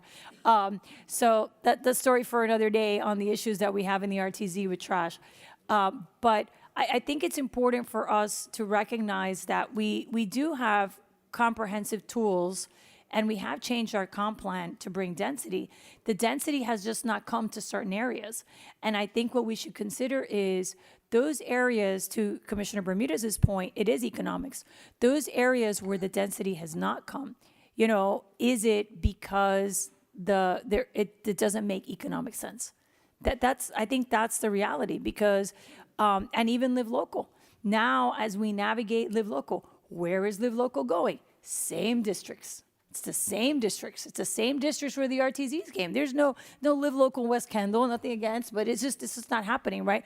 It's coming to the same places that the RTZ came. And once again, the same people have to bear the density, and the impact fees get ported, and the mobility fee gets ported, and the stormwater, is not resolved, as we have the densification of certain districts while other folks, keep wanting to live in a time machine. So it's very challenging for those of us that represent it. But I think we should consider kind of a relook at the RTZ to see why has it not been popular in certain areas, and is it a lack of densification in those areas, or is it something else? So, but again, Commissioner Steinberg does get a lot of density, and I think that this is more a conversation about scale than about remaining at the current density. Thank you, Mr. Chair. And I want to thank Commissioner Gilbert for bringing up this conversation, because it's a conversation that we not only need to have, but should be having more frequently. Commissioner Gilbert, when you were chair, you used to say that government needs to move at the speed of business. And in Commissioner Rodriguez's chairmanship, I have seen, as I did in your chairmanship, how this commission is working faster and, in my humble opinion, very, very, very efficient. Nothing against other commissions, but very, very, very efficient to try to figure out how we can solve the issues for the future. And so I think that you hit the nail on the head. It's not about the inconsistency in the density. It's about the lack of preparation and planning. And I think that bears accolades to Commissioner Steinberg saying that it's without prejudice, right? Because I totally agree with the fact that, if you don't have the sidewalks, if you don't have the transportation, if you don't have the infrastructure, you can't just say, hey, density is great. You can't do that. You can't do that. You have to plan. As a matter of fact, if we're really going to take this seriously, we need to activate, I'm gonna say the quiet part out loud. We need to activate the South and the Southwest. The South and the Southwest, in my humble opinion, is the future of Miami-Dade County. And I think, to give Commissioner Bermudez his flowers, Doral is living proof. I've been saying live, work, play since I got here. And as a matter of fact, at the last commission meeting, Commissioner Gilbert sponsored and I co-sponsored a new way of looking and actually funding the smart corridors, which include West Kendall. Because, with all due respect, and I don't know how the rest of my colleagues in the South and the Southwest feel, but I feel like we've been ignored for a very long time. It's not about not bringing density. It's about doing it in an educated and well-planned way, right? It's about, and I keep talking about Oliver, but, you remind me of Jay-Z, man, right? So there's a Jay-Z line. There's a Jay-Z line where he says... Not Puff Daddy. No, definitely not Puff Daddy. But there's a Jay... That's like calling you Epstein, JC. Oh. Stop. Yeah, no. Why, stop. bro? Stop. Why? Don't play. Why? No babies. No babies. Stop. But there's a Jay-Z line where he says, difficult takes a day, impossible takes a week. That's exactly how I feel that this commission takes issues, right? We're not scared of making things happen right now. And I am willing to roll up my sleeves because we need to figure out how to ignite the South and Southwest. We need to figure out how to bring jobs to the South and the Southwest. It's not just about, hey, let's build buildings because buildings. No, it's not just about that. It's about how are we going to bring the jobs to these sectors? How are we going to bring public transportation? Because you guys want to talk about the busways and the smart corridors. That's why I'm thanking Commissioner Gilbert for bringing that. I've taken the bus from 147th and 8th Street downtown like many folks in my district have to do. It took 90 minutes. Y eso que they knew that I'm a county commissioner. Right? So, yes, absolutely. If we want to solve the issue of traffic in Miami-Dade County, we need to start thinking that Miami-Dade County, guess what? Whether you like it or not, we are the new central of the universe. We're the new Chicago, we're the new New York, we're the new Dubai. But you know what the difference with a lot of those cities is? That they plan things out. And this commission, I think what I'm hearing from my colleagues and what I'm seeing from our chairman and from what I'm seeing with all my colleagues is this commission is willing to roll up our sleeves and plan the way things need to be planned. So I commend Commissioner Steinberg for doing it without prejudice, because I'm sure that you're not trying to, kill something. You're just saying, hey, let's do this responsibly. Let's do this in a way that makes sense. But first, let's think about the infrastructure and all the folks that are already there. Thank you. Commissioner Hardiman. Well said, Commissioner. This is a very, all of this is a very interesting road that we're going down, and particularly because when we think about, we have this imaginary line called the UDB, right? And there are individuals that have been elected, and they've been elected saying that I would never move the UDB. I'm not doing it. I'm not touching it. And so, of course, much like you talked about the state having influence over us and doing things that we cannot do, even the state is having a conversation about what is this UDB. So it completely removes this tool that those of us who have been elected stating these things, it removes the tool from your toolbox. You have to find a new issue, find new things. And so, sometimes people are in elected official land, they are, one or two trick ponies. As long as I say these one or two things, then I'll be okay. As long as I do it this way, then I'll be okay. Because in my district, I'm not saying mine, I'm speaking to this person, in my district, they have all the things that they need. No one's complaining to me about the lack of ability to pay their light bill, or the unaffordability of childcare, or I don't have the transportation to get to and from, certain services. So it becomes, when you are a person or an elected official that represents many different people in that way that needs so much, your service becomes so different than maybe districts where you don't need that much. And, what's interesting about the Deep South, one of my dear commissioners like to talk about picking fruit and alligator tails and things of that nature. And then I have another commissioner who's from the Deep South that says, well, it's more about the acreage and the privacy, right? And I can have an estate that looks a certain sort of way. These are two very distinct experiences in the South. But if the South, for instance, wants to participate in what is economic development, yes, it does need infrastructure. We must invest in the infrastructure.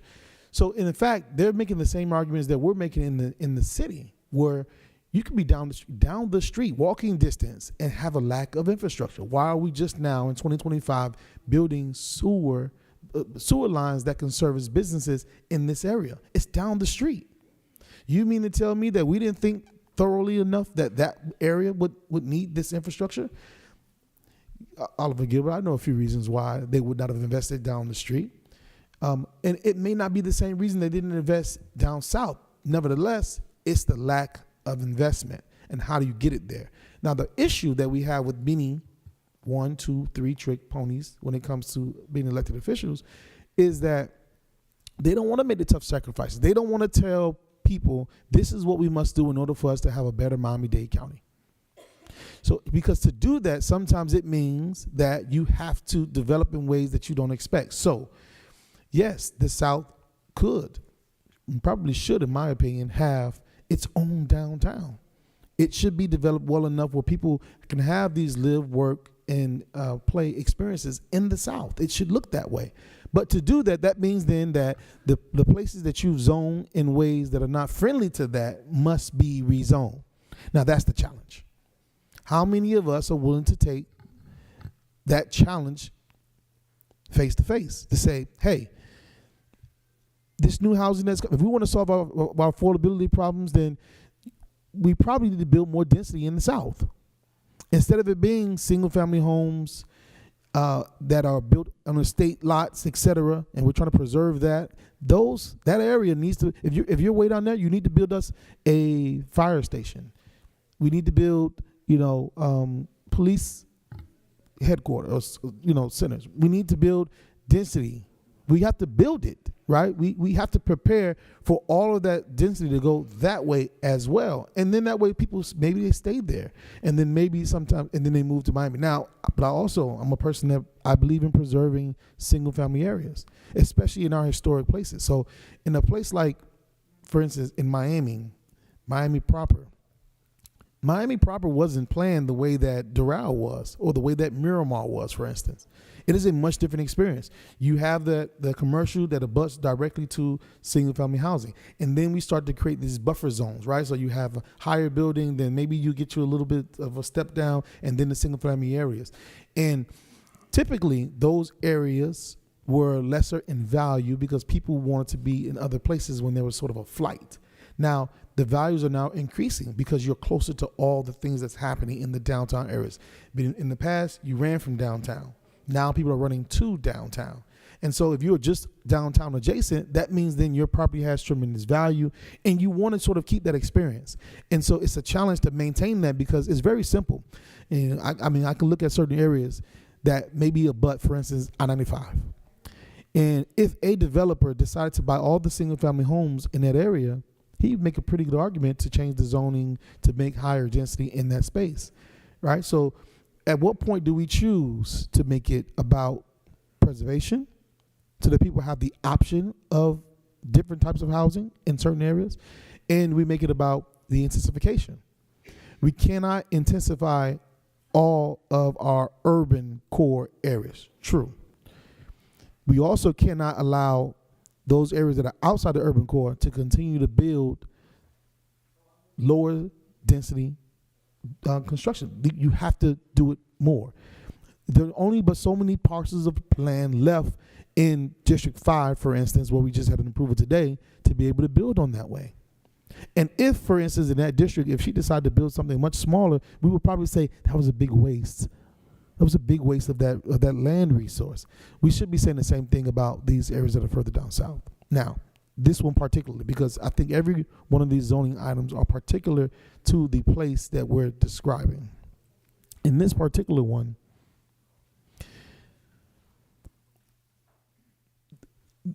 our professional staff described it as out of character, out of scale, and things of that nature. And when you look at it, it looks like it is. There is no true step down. It's not as if they were saying, okay, well, let's give a buffer zone. It's like, no, we're going to just do this. And I understand why, because you look around in that area, there are a lot of other apartment buildings that are going up. They're higher in density, higher in scale. We have a multiplicity of issues coming from the state, coming from Live Local, that make this thing probable. But it doesn't mean that we have to do what it is that they're asking us to do. To our residents for coming out, I appreciate you coming out, but let me explain something to you. We vote up here. And so if you have a problem, you should express your problem. Maybe you find empathy in us. I practice law for a living. One of the things I always say is that you want the jury to root for you. I want them to like me. If they like me, maybe they vote for me. If the call is very close, they can make the call one way or the other. But what I don't do is insult the jury because they made the decisions. So even if you feel some sort of way, you got to find a way to mask it, because that vote could go one way or the other, and it may be swayed just because they didn't appreciate the way that you spoke to them. So be careful in that sense. I don't know where this vote is going. These are very tough decisions that we have to make, and we make these decisions every day. But here we are now, and with the district commissioner moving in the negative, which I love those sorts of motions. I'm here to support you if that's what you would like, because I can see the complication in all of this. Yes, I'm one of those people that say, hey, you cannot be the commissioner of no. I don't believe in the commissioners of no, because you don't get dirty. You don't sacrifice yourself for anything. We need to understand what it is that you truly value. What are you willing to say yes for? And you can't say yes to all the pretty things in life. Sometimes you got to kiss a pig. So put some lipstick on it. Right? Today, this commissioner asked me to vote no. Today, I will acquiesce to that request. Thank you. Commissioner from District 2, you recognize. Thank you, Chair Rodriguez. To all of you who came, I concur with Commissioner Hardeman. I'd like to thank you for coming and express your views about this application. But I agree with one of the things that you said, Commissioner. The way you present yourself is extremely important. What is a proverb? You attract more with the honey? Yes, yes. So when you come to present, always be mindful of that. I wanted to highlight that. So all of you know that I supported legislation for the missing middle. And I heard you and Commissioner Gilbert very clearly.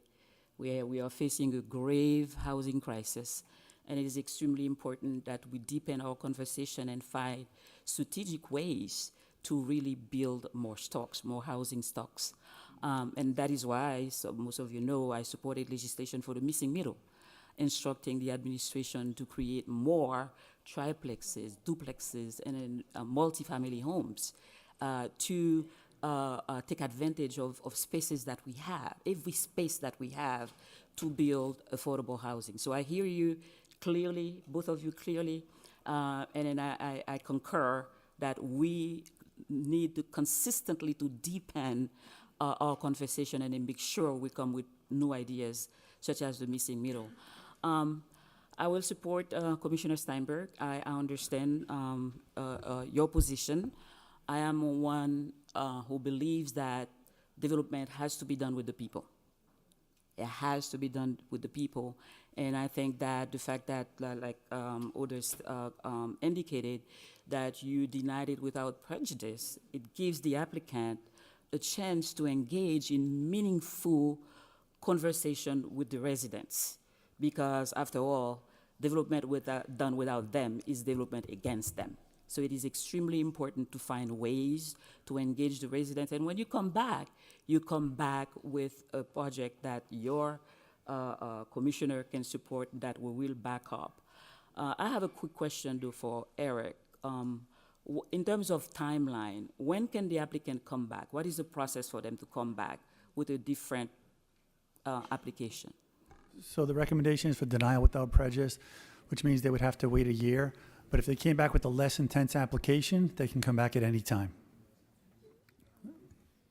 Thank you. With that, I'll support the Commissioner Steinberg. Am I ready to call? Go ahead, Commissioner. Mr. Chairman, just briefly, let me just say I agree with all you. And Commissioner Gonzalez, your point was very well taken. The larger conversation that we're going to have at some point is how we provide the infrastructure. Right now, our funding model has us provide the infrastructure, and it's a chicken and egg, which comes first. So to lay the infrastructure, typically how we're providing infrastructure now is through, in a lot of instances, impact fees when the development actually is approved and happens. And so the infrastructure naturally comes afterwards. But there are times when we haven't done that. And so we haven't really talked about general obligation bonds on this dais. But in the real world, our fire stations, our parks, a lot of the sidewalks, which I guess the half penny tax, they were done with things that are outside the normal mechanisms, funding mechanisms of the county. That's how they were done. That's how we prepared areas for development before the development got there. Otherwise, our infrastructure to fund, the septic to sewer and the sidewalks, the fire stations, police substations, all of those things are done in the context of developing. And so the development has to happen for those things to occur. And so that's why when we look at Building Better Communities bond, whatever they did, whatever they called it, like 20 years ago, that bond built a lot of what we understand to be current Miami-Dade County. It put the police stations, I think, up at North Side or whatever. It built fire stations, most of the fire substations. It built those things. And so I think that's important. Also, and this is a shout out to Senator Garcia and myself in Northwest Miami-Dade. Our districts are largely incorporated by big cities that do a lot of zoning. So you all don't actually get to see the density that's going in Hialeah because it never comes before you. You don't get to see the density that's going in Miami Gardens because it never comes before you. But those things are actually happening in those areas. You just don't get to see them because no one's really paying attention. But we are identifying in those areas because we understand that both working class cities, we understand the need to have affordable housing at every scale for residents. And so that's actually happening in those areas, Mr. Chairman. So I want to make sure we put that on. And also just to my colleague, Commissioner Steinberg, she takes a lot of difficult votes that sometimes don't, her residents don't agree with her. I appreciate her leadership, and I'll support this item. Thank you. Clerk, please call the roll. Commissioner Bermudez? Yes. Commissioner Cohen-Higgins? 4. Senator Garcia? Commissioner Gilbert? Yes. Commissioner Gonzalez? 4. Commissioner Hardeman? Commissioner Lopez? Yes. Commissioner Regalado? In support of the denial. Commissioner Steinberg? Commissioner Bastian? Yes, in support of the denial. Vice Chairman McGee? Yes. Chairman Rodriguez? I vote yes. Motion passes unanimously. All right. Mr. Chair, may I just thank the entire dais for the extraordinarily thoughtful conversation. We will follow your guidance. Thank you, Commissioner Steinberg, and see you back here at a future date. Thank you. Have a great rest of your day. Have a good day and Merry Christmas. Happy Hanukkah. Happy holidays. The works. Kwanzaa. Happy New Year. All right. To the residents, as you exit, please exit quietly. Our meeting is not over. Mr. Attorney or Madam Attorney, can we take up item 8A5? And if the director needs to read anything into the record, now will be the time. Application 8A5, God in Place Development, application number Z2025000033. We've had no protests, no waiver support for this application. Mr. Chairman, I would just like to mention that in this application, the original report was for denial, but on Tuesday, we distributed a new report, which is for approval with the covenant that the applicant recently provided for us. The covenant provides for a 4-story height limit and no parking reductions. All right. So now what's the recommendation? So, Favor. Approval with the covenant. Okay. So I see that the district commissioner wants to say something, so I'll recognize her before I open up public hearing, because once I do, it'll be the only opportunity for that. There is. I have 2 or 3 speakers registered. But Commissioner, did you want to? well, yeah, so before people speak, I want to let you know my mindset. So as of less than 48 hours ago, this was recommended denial. And I guess a covenant was proffered and some concessions were made. And I don't know that I personally haven't had a chance to fully review it because it literally just went live less than 48 hours ago. And the community, if they were given notice and they went online, it would have shown the recommendation as a denial. They wouldn't have seen the change for it to now be an approval. Since when did it show to the public?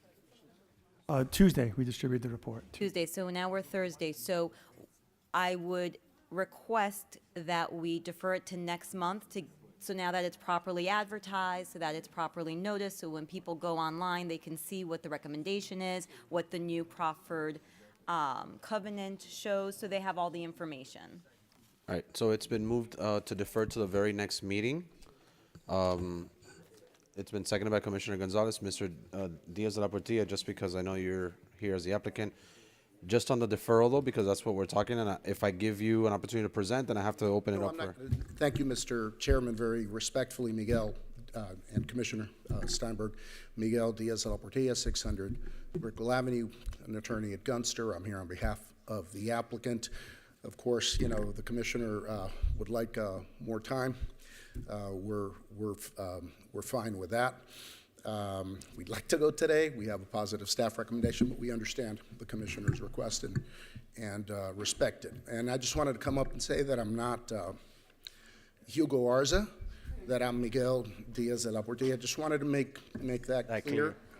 And wish you a very happy Hanukkah, a Merry Christmas, and a Happy New Year, because I'm not going to see you till next year. Your hair looks pretty good too. I mean, is that? A special gel that was recommended by a friend.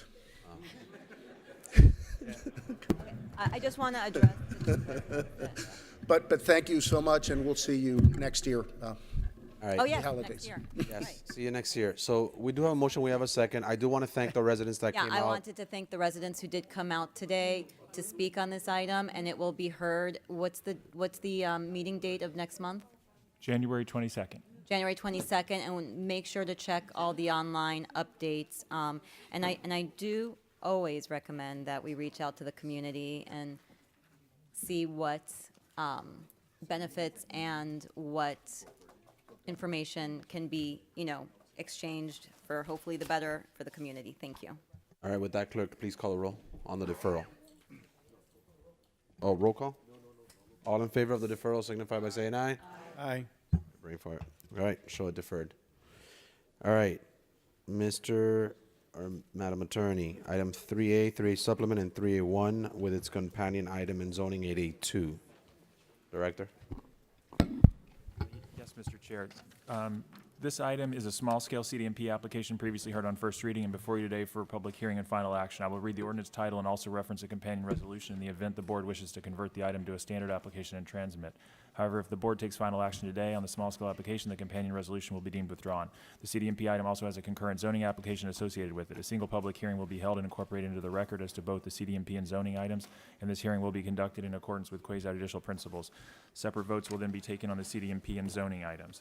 Item 3A is an ordinance relating to Miami-Dade County Comprehensive Development Master Plan, providing disposition of application number CDMP 2022-0008, located west of Biscayne Boulevard, east of Northeast 14th Avenue, approximately 707 feet north of Northeast 111 Street, and approximately 205 feet south of 115 Street, followed by RRPVII BBI Biscayne LLP as an out-of-cycle application to amend the county's comprehensive development master plan, providing severability and exclusion from the code and an effective date. That's item 3A, 3A supplement. 3A1 is the companion resolution, and the concurrent zoning is 8A2. Do you need to read? It's 882 RRPVII BBI Biscayne, application number Z 2023000233. We've had 66 protests and 21 waves of support. All right, I'm going to go ahead and open up public hearing at this time. I have one public speaker registered to speak, Roberto Alvarez. Roberto Alvarez has left the chamber. Roberto Alvarez is still in the chamber. Please state your name and address,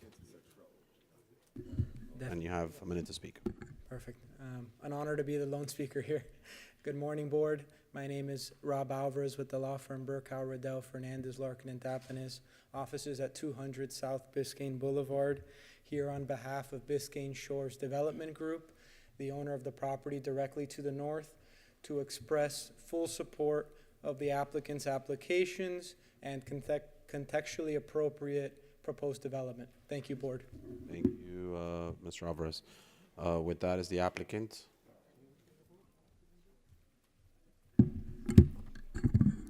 Good morning. My name is Tracy Slavens. Address is 3800 Northeast 1st Avenue, Suite 200, on behalf of the applicant. So, Ms. Tracy, I'm going to like to defer to the district commissioner for a second just to see if he's going to need a full presentation or... No, it's not necessary for us to have a full presentation. However, there are some amendments that we want to make, that we want to make sure is put on the record, because I think they will be part of their total application as they move forward. But what you can do for your presentation is just describe what it is that you're doing, how many units, and then talk about some of the enhancements that you're offering, for instance, for workforce housing and things of that nature. Absolutely. It'd be my pleasure. Thank you, Commissioner. Can you do that in about 2 minutes? Or? I sure can. You do it in a minute, skinny minute. In a minute. Let's do it. I like that. Let's do it in a minute. This project is located on Biscayne Boulevard. It is within the half-mile SMART corridor. It will connect to the future rail station at 123rd Street. So the area is experiencing a lot of densification. This project specifically proposes 430 units, of which 71, which is an increase from what's in the covenant and the package before you, from 25 to 71 of the units will be at workforce housing levels. Additionally, the project will meet MCD design standards. It will also comply with all Miami-Dade County Public School concurrency requirements.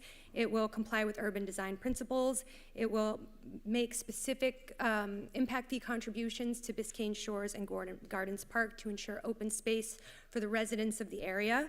And in addition to all of these, there's an additional proffer, which I will read into the record. And this is relating to also educational opportunities for residents within District 3. The applicant has proffered a scholarship that will be administered through the Miami Foundation for high school students and GED recipients within the district. What the new covenant language will state is scholarships. The owner acknowledges and agrees that it is in the public interest of and benefit to support and facilitate local programs that allow residents to continue to live and work within District 3, where the property is located, which may include scholarship programs that facilitate the entry of local students into potentially higher earning professions. Therefore, prior to the approval of an ASPR for the project,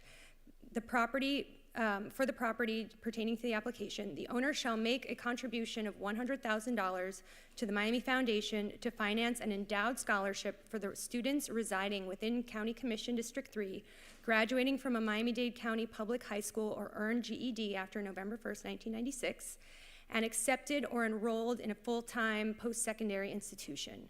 The owner agrees to provide written notice to the county's Department of Regulatory and Economic Resources within 30 days after such monetary contribution has been made to the Miami Foundation. So we feel that this, along with the additional workforce housing, really addresses a lot of the things that you have brought up today in the course of your discussions.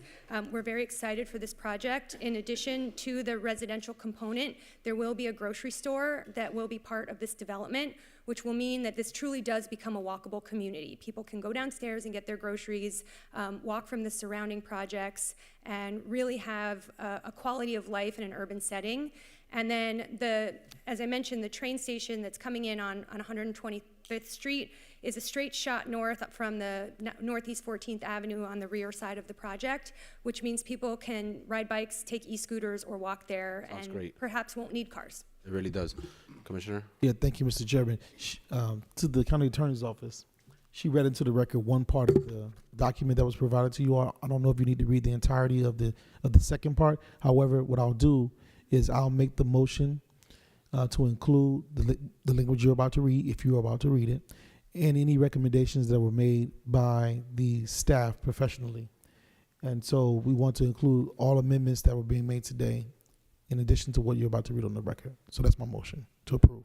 For the record, public hearing is officially closed. I second his motion. Thank you. Commissioner, I don't need to read in full the workforce housing condition. I think the applicant's attorney referenced that the change would just be to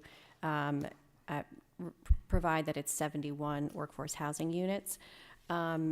Commissioner, in addition, if it's the board's pleasure, I believe the applicant is requesting a 10-day condition to submit the revised covenant with those changes that were referenced in the applicant's presentation. That's acceptable to my motion. Awesome. So there's a motion, there's a second. Any discussion on the item? Seeing none, clerk, please call the roll. Commissioner Cohen-Higgins, Four. Senator Garcia, Commissioner Gilbert, Commissioner Gonzalez, 4. Commissioner Hardeman, Commissioner Lopez, Yes. Commissioner Regalado, 4. Commissioner Steinberg, Commissioner Bastian, Commissioner Bermudez, Vice Chairman McGee, Yes. Chairman Rodriguez. I vote yes. Motion passes 10-1. All right. Mr. Director, do you need to read, did you already read 882 in statement? I did. But I thought. All right. So Commissioner from District 3, you're recognized for a motion. To approve. So move consistent with the previous language from the other. All right. It's been previous moved. It's motion. been seconded by the Vice Chair. Seeing no further discussion, clerk, please call the roll. Senator Garcia, Commissioner Gilbert, Commissioner Gonzalez, 4. Commissioner Hardeman, Commissioner Lopez, 4. Commissioner Regalado, 4. Commissioner Steinberg, Commissioner Bastian, Commissioner Bermudez, Yes. Commissioner Cohen-Higgins, 4. Vice Chairman McGee, Yes. Chairman Rodriguez. I vote yes. Motion passes 10-1. Thank you Congratulations. very much. All right. All right, Mr. Attorney, let's take item 8C1. Application 8C1, 3645 Investors, application number Z2025000066. We've had no protests and no waiver of support for this application. All right, I'm going to go ahead and open up public hearing at this time. I have one public speaker registered to speak, Melissa Fernandez Stiers. Melissa Fernandez. Is there a Melissa Fernandez Stiers approaching the podium? And you could approach, gentlemen. Good morning. If I don't get an opportunity to do so later, happy holidays to all of you. My name is Nicholas Fernandez. I am the owner of Sweet River Harbor, a parcel immediately adjacent to this project, which shares basically driveways with them. My property is located as folio number is identified as 0131210010. My address is 5760 Southwest 8th Street, Suite 450. I'd like to speak on this item as this item involves integrated projects in a phase 1 and a phase 2 development, which relies on common driveways. The driveways that it relies upon are a private driveway adjacent to Northwest 37th Avenue, a private driveway adjacent and immediately constricting my property on Northwest 36th Street, and a public right-of-way on Northwest 36th Avenue. This is an integrated project, and my property has already been impaired by a prior approval, and it's going to be further impaired by this approval. It has a direct impact on my property. It's been considered by staff, and it relates to this, says it only has access on 2 driveways. If you see their site plans, you will identify my property on the on the southeast corner, and you could see how it's part of an integrated project. I oppose this project, and I need consideration because my property has already been impaired by this project, which is massive in nature. It's a huge project. Thank you, sir. And Thank you. I would like the staff to consider it, and it has not. So Thank you so that's much. my objection. Thank you. Appreciate it. All right. With that, is Melissa Fernandez Stiers here? Melissa Fernandez Stiers is not here. All right. Would the applicant like to approach? All right. How are you, sir? How are you, Mr. Chairman? Happy holidays to all of you. To the gentleman that spoke who wished us happy holidays as well. Commissioner Gilbert, Merry Christmas. Happy Kwanzaa, Hanukkah, happy holidays, the works. Don't forget Festivus, please. And yes, very, very important. Name, address, and how much time are you going to need? Good morning to all, Mr. Chairman, everyone. My name is Javi Vasquez. I'm with the Gunster Law Firm. Address is at 600 Brickell Avenue. And Mr. Chairman, I would ask for 10, but I know you're going to give me 5, so I'm going to do 5. Let's do that. Thank you so much. Here on behalf of 3645 Investors, LLC, joining me is Mr. Eric Valderrama, and Mr. Javi Font from Behar Font. The property before you today is an assemblage of parcels located at the northeast corner of Northwest 36th Street and northeast corner of Northwest 36th Street and Northwest 37th Avenue, consisting of 2.27 acres. Staff has done a great job of laying out the history of the property. The property is located within close proximity of the 112 Expressway, Hialeah Market, Tri-Rail Station, Miami Intermodal Center, and the Arlington Heights Metro Rail Station. Earlier this year, on May 6th, this board approved ordinance 25-020, expanding the Smart Corridor subzone of the RTZ to encompass certain properties, including the subject property.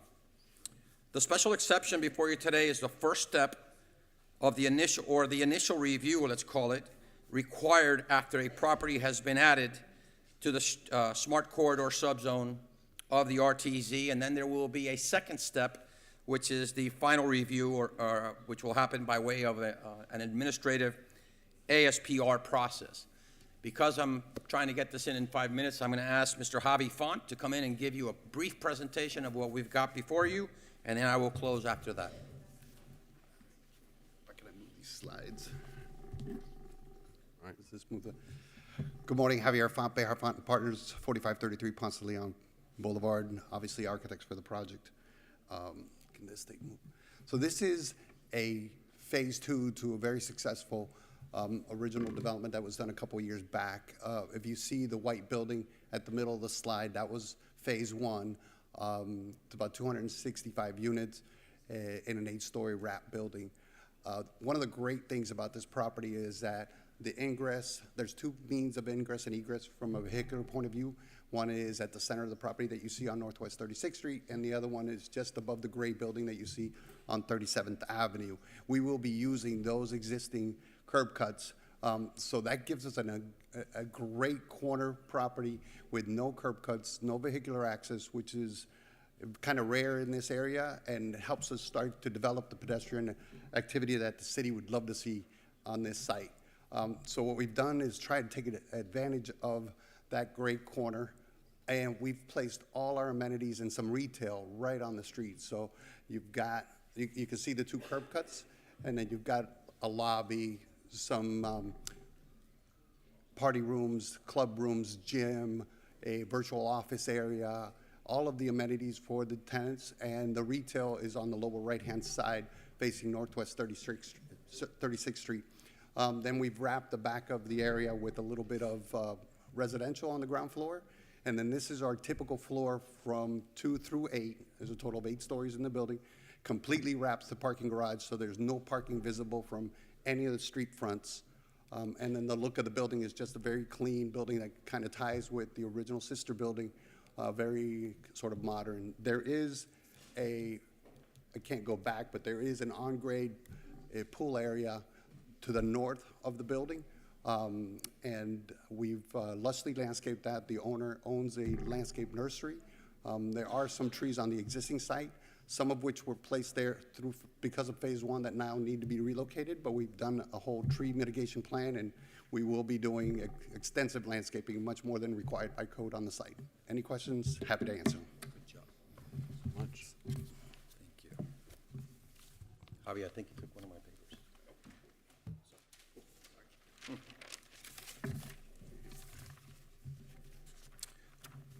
So just a couple of things to wrap up. There is a declaration of restrictions that we have submitted, which not only complies with the workforce housing requirements, which requires a 12.5% of the units, which is 30 units, to be workforce housing, but we've gone a little bit beyond that, and half of the units will be for 120% AMI, and the other half will be 60 to 80%, which is something very nice that the applicant is doing.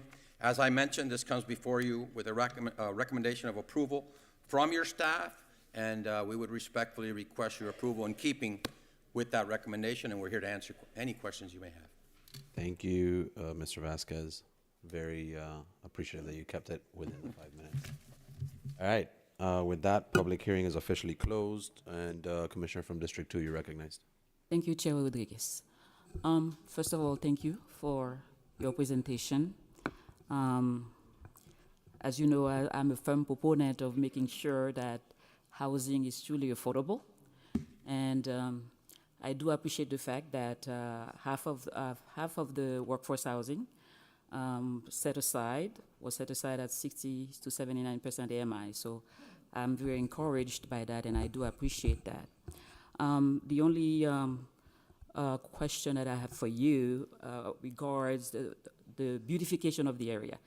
And for my colleagues, understand that this is the second phase of the project that's already been implemented. The mayor and I, we did attend the ribbon cutting of the first phase. We were very impressed by that.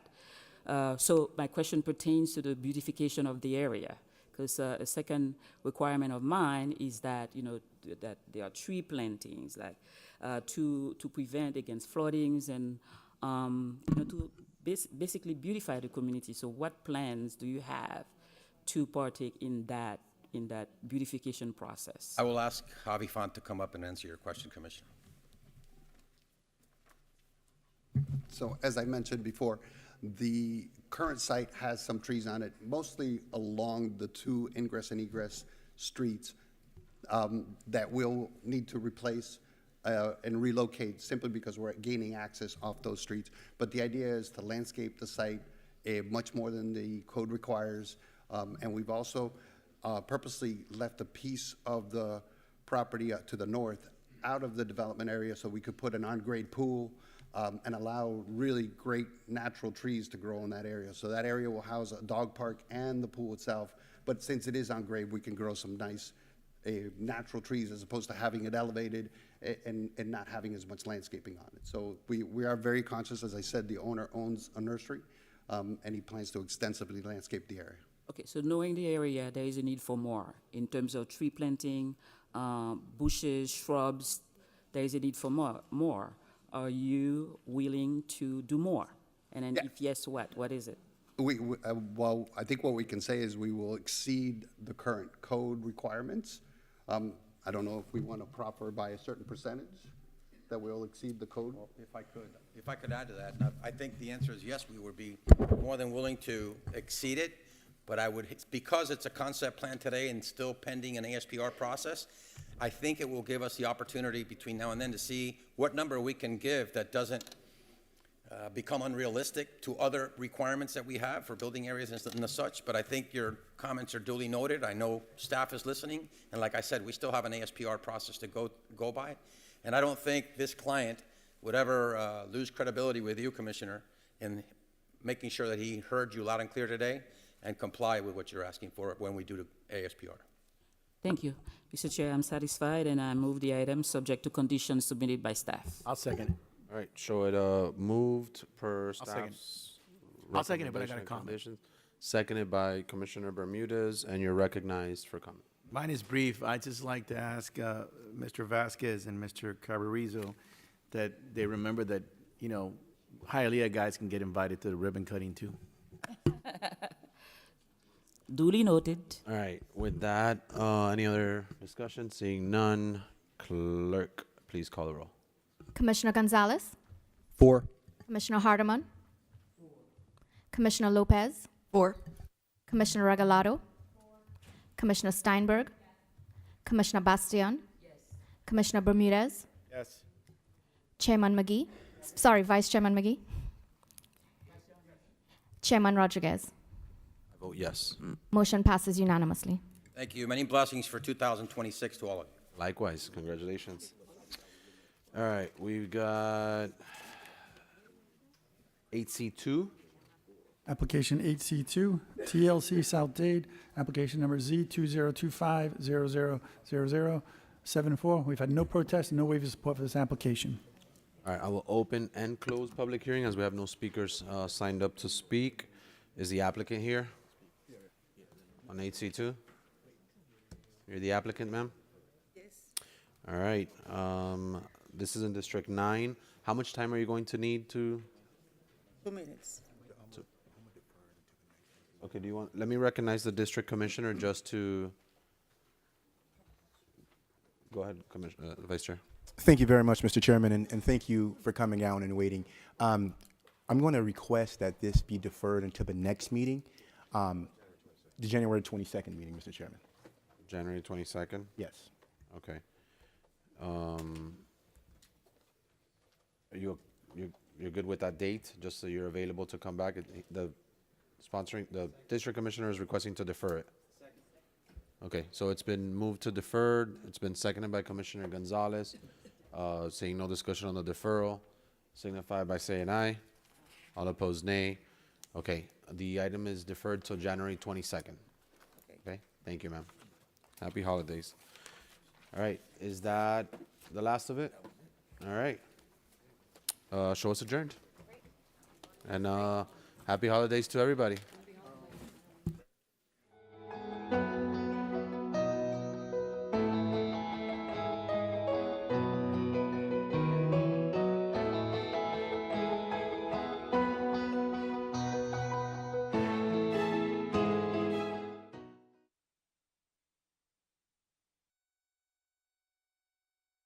renaissance.